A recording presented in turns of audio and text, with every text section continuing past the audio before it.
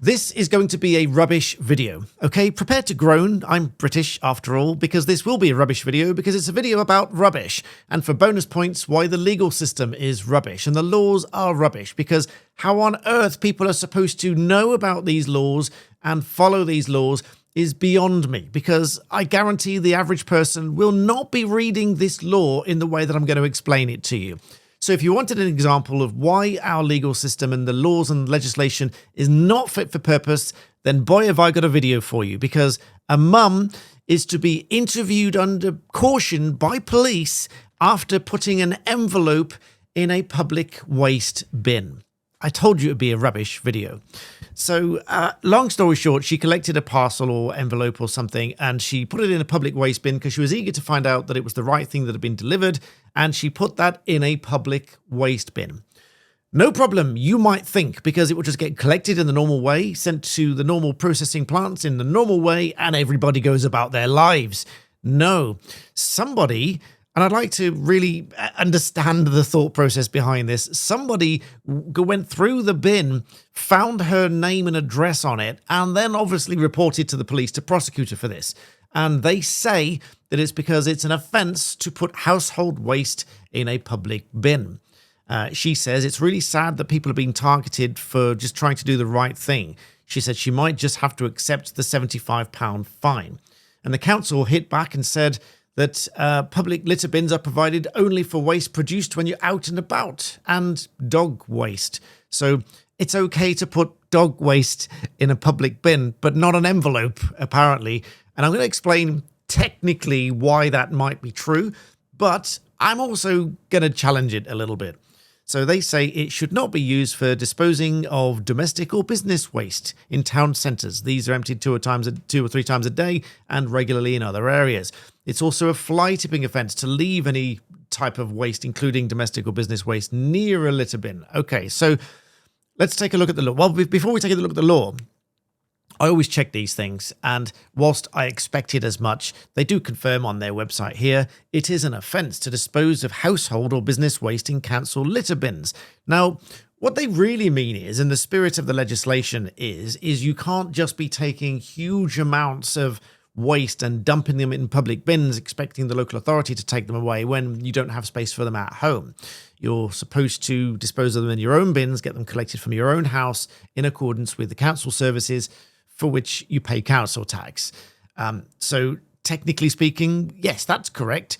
What it really means is you shouldn't be dumping huge amounts in public bins.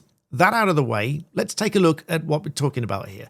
So we've got this one here. This is the fly tipping offence. So I'm going to come back to that in a moment because that's what technically applies here. Let's look at this one here, which doesn't apply here because this is throwing litter on the ground anywhere. Litter's not defined in statute. It's just the ordinary dictionary and common law meaning of the word. Litter is just something that you're throwing away. Person's guilty of offence if they throw down or otherwise drop litter or deposit it in any place to which this section applies. So that's littering under Section 87 of the Environmental Protection Act of 1990.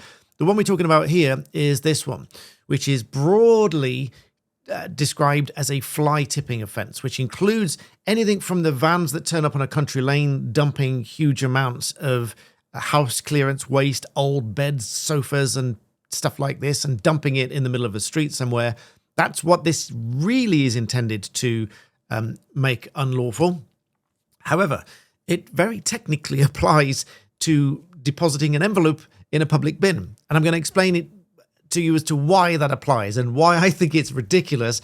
Not just that they're actually talking to her about this and with a view to fining her for putting an envelope in a bin, but why you as a member of the public, with great respect, unless you either take a real interest in the law and look all these things up, or you've studied law, and even then you probably haven't looked them up until you've got need to look them up. How on earth is anyone going to know this? And if you don't know this, you probably don't know that you have to comply with this, but of course ignorance is no defence of the law.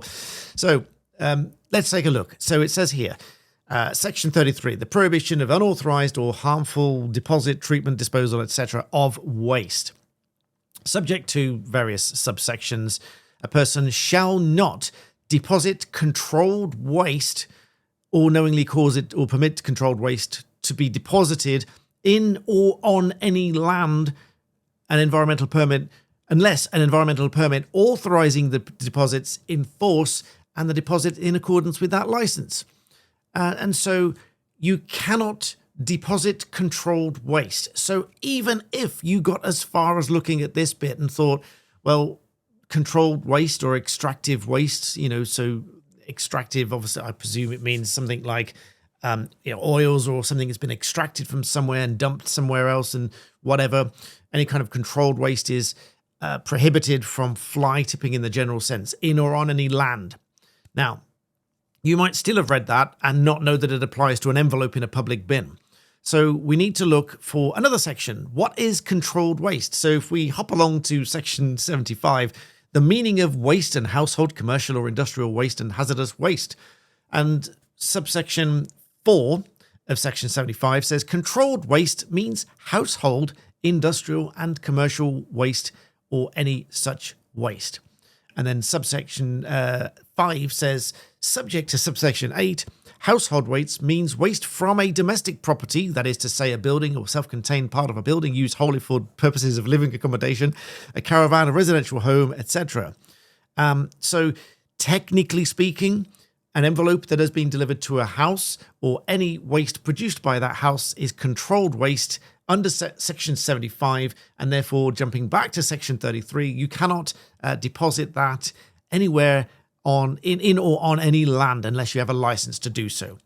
Now, if you've followed my videos for long enough, you'll know that I challenge things, and I will challenge this because if we go back to section 75, now this is ridiculous, but it's an academic exercise. If we go back to section 75, controlled waste means household or industrial commercial waste or any such waste. And so I would be challenging them on this because it says, subject to subsection 8, which I'll come back to in a second, household waste means from a domestic property, that is to say self-contained building, etc., or a caravan or a residential home or other premises like a university, school, whatever, but from one of these properties. And so very briefly, subsection 8 says that the Secretary of State may provide that waste of certain description may or may not be household waste. So then we have to look for any regulations that have been passed that says this is or is not household waste.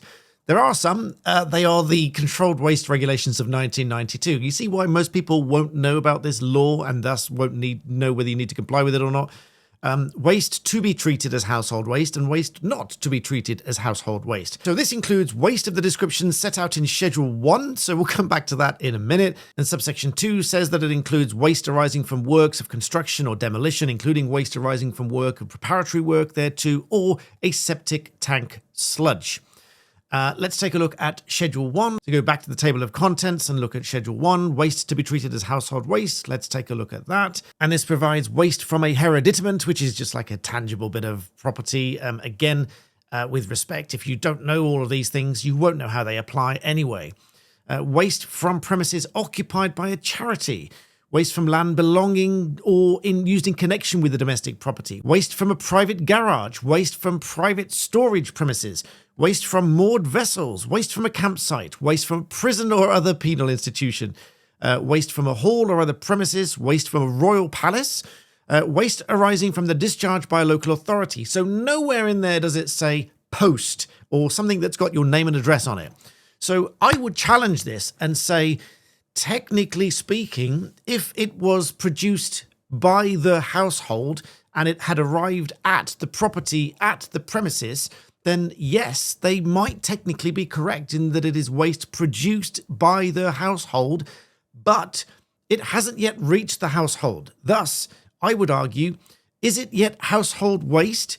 Is it really household waste? Because just because it's got the name and address on there and it was intended to arrive at that property, maybe they don't even live there. Maybe that's just the address and they've collected it from the post office or whatever, some other collection place. Bearing in mind, and this would be my defense, not that this is legal advice, but this would be my defense to this, and I would certainly challenge it because I think it's stupid, but this would be my defense. I would say that because she said that she collected this from an oldie collection point and was eager to know that it was the right thing that had arrived, she opened it and then just deposited the envelope in a public waste bin.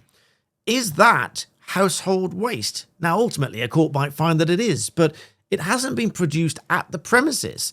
There's every argument to say that it had not arrived at that premises and thus shouldn't be considered household waste. It's just waste. And in any event, isn't it utterly ridiculous and unreasonable to fine somebody, because that is not the purpose of this legislation? That is aside from the fact that no one really realistically is going to go through this process that I've just talked you through here about what the law is to understand whether this is or is not household waste. And even then, even having done that, there's an ambiguity because it hasn't reached the property yet. It hasn't been produced by the property, as in it's not like you've bought shopping home, opened a can of beans, and you've got an empty bean can. That's household waste. This was just an envelope containing something that was being delivered to her. And so it's just been collected at an Aldi, or an Aldi, however you pronounce it, if you'd like to correct me, collection point, and it hasn't yet reached the property. So all that aside, I think it's quite ridiculous. But even if you go through the legal analysis here, it's still not crystal clear, because a court could come down either way on that. One judge might say, well, yeah, it's household waste because it was destined for the property. Another might say, well, it hasn't yet reached the property. It's not been produced by the property yet. But either way, I think it's ridiculous. But I thought that'd make an entertaining video for a Saturday morning. So if you like that, please do subscribe, and I'll see you in the next one.